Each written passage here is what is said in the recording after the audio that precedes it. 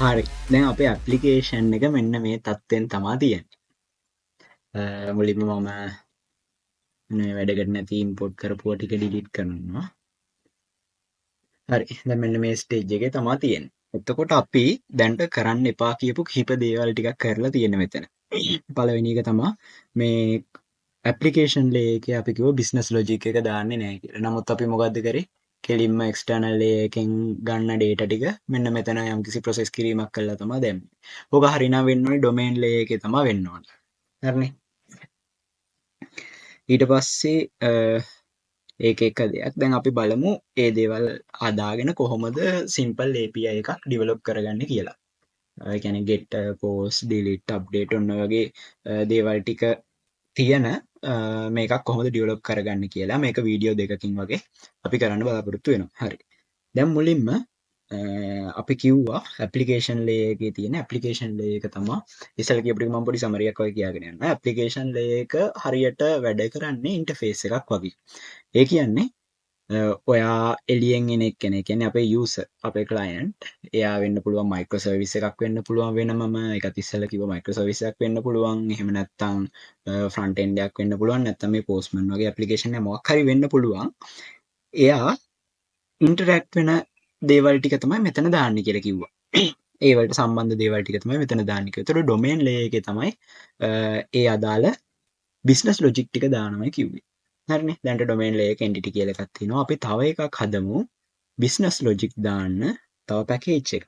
ඒ package එකේ නම තමයි සර්විස් කියන්නේ.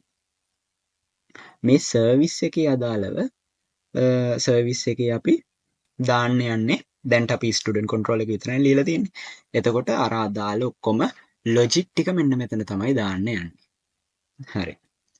ඊට පස්සේ තව ඕනි වෙනවා එක දෙයක්. ඒක තමයි දැන් මෙතන බලන්න ඔයාලට පේනවා ඇති මෙතන තියෙනවා අපි entity එකේ බලමු student ගේ. මෙතන student ගේ ID එක තිබ්බා, name එක තිබ්බා, address එක තිබ්බා, email, grade, DOB කියලා හතරක් මෙතන කිහිපයක් තියෙනවා. දැන් මෙතන ඔයා හිතන්න මොකක් හරි sensitive data එකක් තියෙනවා. private මේ වගේ එක password එක save කරන්නේ මම ඒ උනට ඔයාලට පැහැදිලි කරන්න මෙතන password එකක් දාන්න. හරිද? දැන් මොකද වෙන්නේ? දැන් ඔයා හිතන්න මේ ලිස්ට් එක කෙලින්ම මැප් කරලා තියෙන්නේ හැමෝටම පෙන්වන තැනකට කියලා. එතකොට පෙන්වන්න ඕනේ ස්ටුඩන්ට්ගේ අපිට දේවල් කිහිපයයි. අපිට පෙන්වන්න ඕනේ ස්ටුඩන්ට්ගේ නේම් එකයි ග්‍රේඩ් එකයි වගේ කියලා හිතන්නකෝ. නේම් එකයි ග්‍රේඩ් එකයි. ඕනනම් ID එකයි. පන්තියේ තියෙන ID එකයි ඔය තුන තමයි පෙන්වන්න ඕනේ. නමුත් අපි මෙතන මොකද කරේ? මෙතන කරේ මොකද්ද? ස්ටුඩන්ට් අරගෙන ස්ටුඩන්ට්වම කෙලින්ම රිටර්න් කරා. ඒ වගේ වෙලාවේ වෙන ප්‍රශ්නේ තමයි අපිට ඕනි විදියට මේ රෙස්පොන්ස් එක අපිට ඕනි හැඩේ නෙමෙයි තියෙන්නේ. අපි අර සම්පූර්ණ කුට්ටිය වගේ එකම තමයි තනිකර ස්ටුඩන්ට්වම තමයි හා පැත්තට දෙන්නේ. නමුත් අපිට කරන්න ඕනි ඒක නෙමෙයි. ඔන්න ඕකට සොලියුෂන් එකක් විදියට අපි යූස් කරනවා එක ටෙක්නික් එකක්. ඒකට කියන්නේ data transfer object කියලා. අපි පැකේජ් එකක් හදමු data transfer object කියලා. DTO. එතකොට මේ data transfer object අස්සේ තියෙනවා අපිට දෙන්න ඕනි එළියට දෙන්න ඕනි ෆෝමැට් එක. හරිද? ඒකත් ක්ලාස් එකක්. ඒ ක්ලාස් එකේ තියෙන අපිට එළියට දෙන්න ඕනි ෆෝමැට් එක. එහෙම නැත්නම් අපිට කියන්න පුළුවන් අපිට මොකක් හරි රික්වෙස්ට් එකක් ගන්න ඕනි ෆෝමැට් එකේ. ඒ කියන්නේ දැන් මෙතන මෙහෙම හાર્ඩ් කෝඩ් කරලා හැමතිස්සෙ වෙන්නේ නැහනේ. දැන් මම මෙතන නම් මේක හાર્ඩ් කෝඩ් කරලා SH කියලා මෙතනට පාස් කරලා තියෙන්නේ. නමුත් ඕක ඇත්තටම එන්න ඕනි රික්වෙස්ට් එක ඉල්ලන එක්කනේ. ඒ කියන්නේ මම තමයි දැන් මෙතන මගේ සිනාරියෝ එකෙන් නම් මම තමයි පෝස්ට්මන් එකේදී මට ඕනි මෙන්න මේ ID එක කියලා මෙතන මම පාස් කරලා යවන්න ඕනේ. එතකොට තමයි එන්න ඕනේ. නැතු හાર્ඩ් කෝඩ් කරපු එකක් හැමතිස්සෙම එනවා නම් ඒක කිසි වැඩක් නැහැනේ. ඉතින් ඔන්න ඔය වගේ දේවල් කිහිපයක් අපේ දැන්ට ඩිවලොප් කරලා තියෙන එකේ වෙනස් වෙන්න ඕනේ. දැන් අපි බලමු ඒක කොහොමද කරන්න කියලා. දැන් අපි DTO කියලා එකක් හදාගත්තානේ. එතකොට මේ DTO කියන එකේ අපි හදාගන්න ඕනේ මුලින්ම මෙහෙම කරමු. මේකේ අපි රෙස්පොන්ස් එක හදාගෙන ඉමු. එතකොට අපි කිව්වේ අපිට ඕනි ස්ටුඩන්ට් ගේ මොකක් යවන්නද? ID එකයි, name එකයි සහ තව ඕනේ උනේ ස්ටුඩන්ට් ග්‍රේඩ් එක විතරයි පෙන්වන්න ඕනේ. එතකොට අපි මෙතනට දානවා ස්ටුඩන්ට් අපි නමක් දාමු ස්ටුඩන්ට් ජෙනරල් හැමෝටම පෙන්නන්නේ. නිකන් ජෙනරල් එක ඔයාලට කැමති නමක් දාන්න general DTO. data transfer object. අපි transfer කරන්නේ මොකෙන්ද? හරිනේ. දැන් එතකොට ඒකේ අඩංගු වෙන්න ඕනේ මොනවද? private string name අපි id එකත් යවනවා කිව්වනේ. private integer id name එකයි private අපිට යවන්න ඕනේ තව integer grade එකයි. දැන් මේක තමයි අපිට user ට අන්තිමට දෙන්න ඕනේ format එක. හරිනේ. අන්නේ format එක තමයි දෙන්න ඕනේ. එතකොට ඒක හදාගෙන තියෙන මේ DTO වල ඔයගොල්ලෝ පුළුවන් නම් තව ඔයගොල්ලන්ගේ folders ටික structure වෙන්න ඔයාලට ඕන නම් request DTO සහ response DTO කියලා දෙකකට කඩලා මේක දැන් student general කියන්නේ response එකක්නේ අපි ඒ කියන්නේ user මෙහෙම දෙයක් කිල්ලුවට පස්සේ යවන එක. ඒ නිසා response DTO අතර මම මේ student general කියන එක දාගත්තා. දැන් මේක මෙහෙම දැන් මේ අපි හදාගත්තු DTO එක මේකත් එක class එකක් නේ. මේක මෙහෙම තිබ්බට කිසි තේරුමක් නැහැ නේ. තේරුමක් නැහැ කියන්නේ මේවා private variables මේවා access කරන්න බෑ. එහෙනම් අපි මොනවද දාන්න ඕනේ? getter setter සහ constructors. මේ වෙලාව නම් ඕනේ අපිට getter setters විතරයි. එහෙනම් මොකද getter setters වලට shortcut එකක් අපි කිව්වා data කියලා දානවා කියලා. හරිනේ. ඔන්න data කියලා දැම්මා. ඊට පස්සේ ඔන්න අපේ DTO එක හදාගෙන තියෙන්නේ. ඒ කියන්නේ අපි දැන් කවදා හරි මේ layer එකෙන් එළියට යවන්නේ මෙන්න මේ class එකේ format එකට. එතකොට මෙන්න මේ class එකේ format එකට අපි හරව ගන්න වෙනවා කොහෙදි හරි. කොහෙද හරවන්නේ? අපිට ඕනි විදියට data ටික process කරලා අපිට ඕනි විදියට හරවලා තමයි අපි එළියට දෙන්න ඕනේ. ඔය වැඩේ කියන්නේ business logic එක. business logic එක handle කරන්නේ domain layer එකේ. domain එකේ හදනවා අපි service කියලා එකක් හැදුවා ඉස්සෙල්ලා. ඒකේ ASCII අපි හදනවා දැන් අපි මේ business logic එක දැන් මේ මෙතන තියෙන සම්පූර්ණ code එක අපි මෙන්න මෙතනට ගන්න යන්නේ. මේකට direct repository සම්බන්ධ කරන්නේ නැතුව මෙයාට කෙලින්ම සම්බන්ධ කරන්නේ මේ service එකේ තියෙන class. අපි බලමු මේක කොහොමද කරන්නේ කියලා. දැන් ඔන්න අපේ business logic එක මේකේ ASCII දාන්න යන්නේ. ඒක කරන්නේ මෙහෙම right click කරලා අලුත් class එකක් හදන්න යන්නේ. අපි ඒකට දාමු student service කියලා. student අදාළව තියෙන service ඒවා ටික. හරිනේ. මේ තියෙන්නේ එහෙම හදාගත්තු class එක.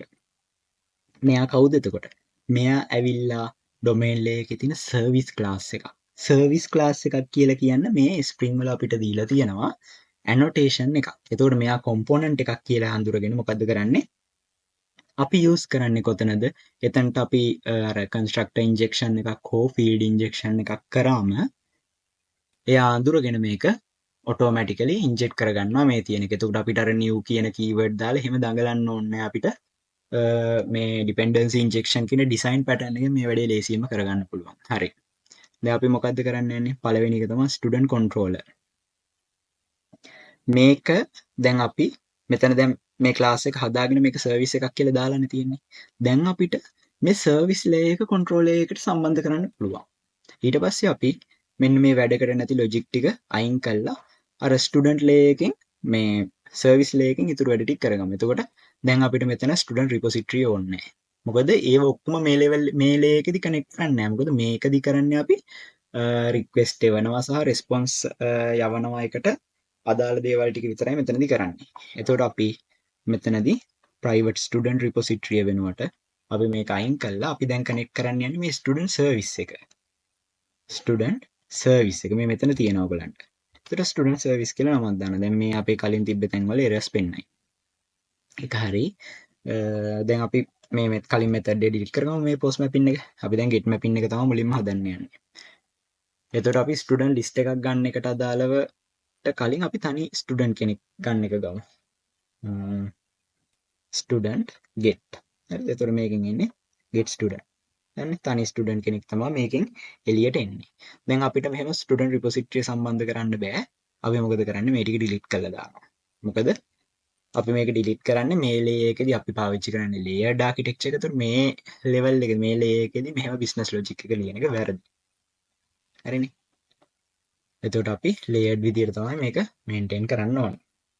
එතකොට public student get student දැනට ඊළඟට අපි කරන්න ඕනි දේ තමයි අපි මෙතන get mapping එකක්නේ. මෙහෙම අපි ඒ කියන්නේ direct student එළියට දෙන්නේ නැහැ. අපි දැන් මොකද්ද දෙන්නේ? ස්ටුඩන්ට් ජෙනරල් DTO එකක් එලියට දෙන්න. ස්ටුඩන්ට් ජෙනරල් DTO එකක් තමයි එලියට දෙන්නේ. හරිද?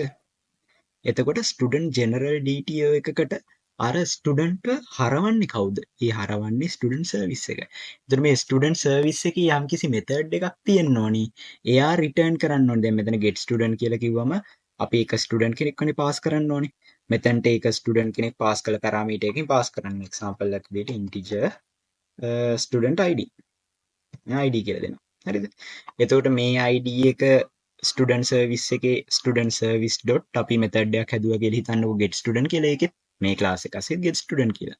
එතකොට ඒ හදන get student එකට මේ ID පාස් කරාම එයා රිටර්න් කරන්න ඕනි කවදා හරි student general DTO. එතනින් අපිට පුළුවන් මෙතනින් එළියට රිටර්න් කරන්න student general DTO එක.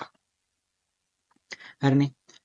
එතකොට දැන් මේ වීඩියෝ එක ගොඩාක් දික් වෙන නිසා මෙතනින් මම නවත්තනවා. නමුත් අපි ඊළඟ වීඩියෝ එකේ බලමු සහ ඒ කියන්නේ අපිට මේ get mapping මෙහෙම නිකම්ම අපි student general DTO එකක්ම පාස් කරන්නේ නැහැ. ඊට කලින් කරන්න පොඩි දේවල් ටිකක් තියෙනවා. ඒවත් එක්ක අපි ඊළඟ වීඩියෝ එකෙන් මේ කොටසේ ඉතුරු ඔක්කොම කතා කරමු. මේ වීඩියෝ කොට දික් වෙන නිසා මෙතන නවත්තන්නේ. එහෙනම් අපේ channel එක subscribe කරලා අපිත් එක්ක එකතු වෙන්න.